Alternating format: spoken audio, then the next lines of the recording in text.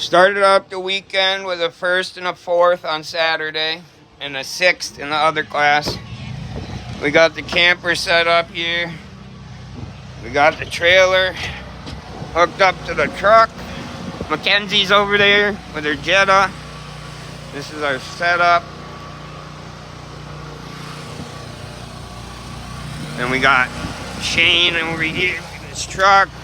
We got my dad pressure washing the bike. We just came off. I just got fifth. And we had a win in the class before that. So here's Grandpa. The track, the 50s are out there. Alright, so the non-race bike 50s. The ups and downs of motocross. 2 races ago I won the moto. That last race I crashed out.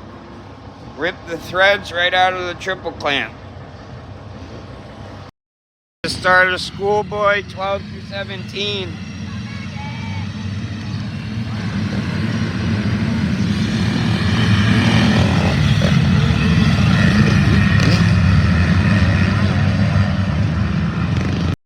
Day off with another fifth. I got fifth, fourth, first, and first. Good weekend. Packing up to go home. Track's empty. No one's left. Races are done.